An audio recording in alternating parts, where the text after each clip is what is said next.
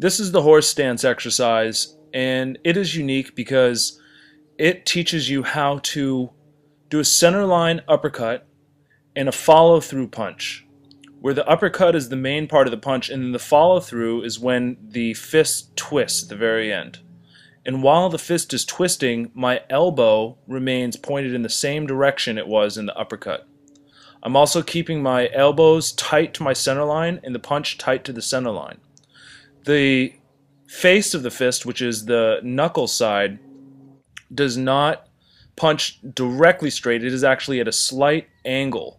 The angle from the shoulders to the most forward position in the center of the sternum. And when you reach that point, you want to stretch the arm, straightening the arm, and allowing your back to feel a stretch. Notice as I'm punching, my chambering arm, the one that is coming back down to the waist, does not allow the top half of my body to twist. I'm keeping my core centered and tight. And the arms are in line, brushing one another upwards and downwards.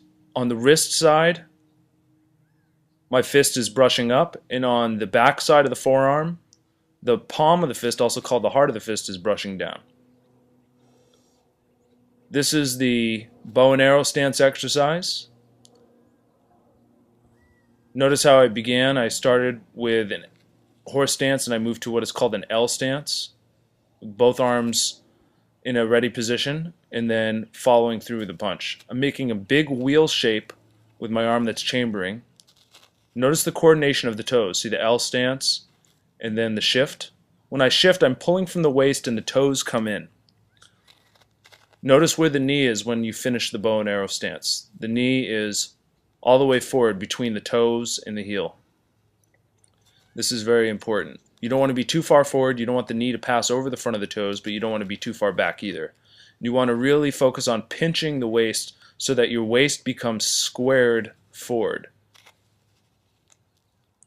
And notice the coordination of the toes. This is very important for this exercise. Notice the coordination of the toes. That's the L stance, and that's the finished bow and arrow stance, where the hips are squared forward. Notice how my hand is at chin height there, and then it rolls the wrist back as I perform what is called the temple block, which is in line with the temple. I'll show you in the next shot. This way the energy is rolling an opponent's punch backwards and not using force on force. The punch is also center line and is performed just like the previous horse stance exercise. As it leaves the waist, it goes right up the center line, right by the elbow, follows through with an uppercut, and then the follow-through press as you twist the waist and project the power forward. Notice the big wheel shape of the chambering arm. This is the forward view. Notice how the fist aligned with the temple makes a round circle shape like a big steering wheel. The punching hand comes straight across laterally and then begins to rise once you're at that center position of the horse stance, rising to the L stance and then following through the roll back temple block. Notice how when my hand is chambered at the waist, the wrist is not bent. The wrist is straight, just like in the punches.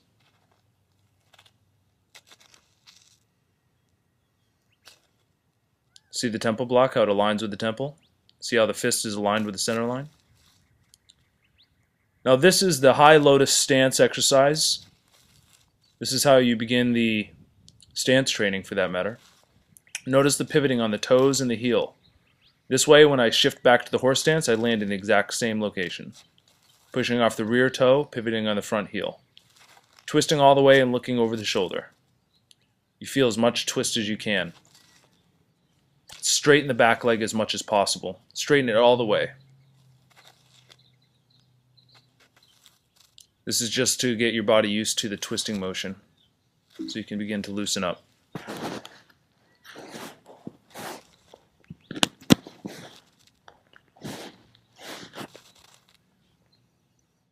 Now this is the beginning of the exercise.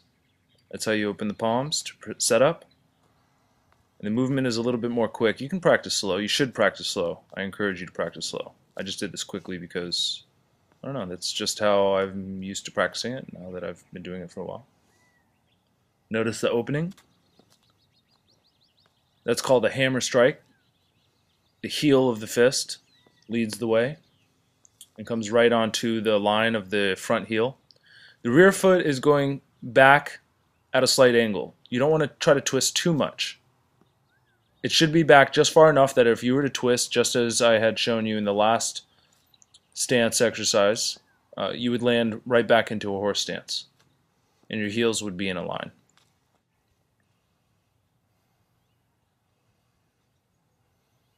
That's the opening.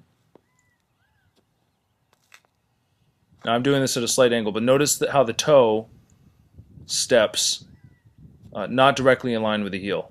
The camera angle is a little off on this one, but I think you can get the idea. You don't want to twist too much that your toe is in line with your other foot, but just enough. There we go. That's a little better camera angle. I think I noticed at that point. See how the hand makes a big circle around? It's really about loosening up the waist. You feel this torque in your body. Now this is the high tiger stance exercise. This is where most people begin. This is one of the most difficult stances. So you want to begin by just shifting the toes as I'm doing here. Shift the toes out 45 degrees and then lean on that leg and twist the body towards the straightened leg. You want to straighten that other leg. And you just dip down and lower your posture. Just practice this first.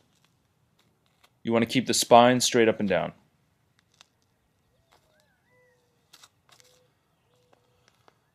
I'm going to show you how to gain flexibility for the low tiger. Roll down the leg, hold the heel and the toe, use your elbow to wedge your knee out. You don't want your knee to twist in too much. You want it to be straight up above the foot. Turn the toes out 45 degrees, down, grab the heel and the toe, and stretch down. You want to pull your body downwards and stretch like you're touching your forehead to the ground. Your heel must remain flat on the ground. That's the most common mistake people make. And again, use your elbow to kind of wedge your knee outwards so you can get the deep stretch on the inside of your legs. And keep your other foot from lifting off the ground as well. You want to keep it flat on the ground. This kind of bouncing absolutely helps loosen you up.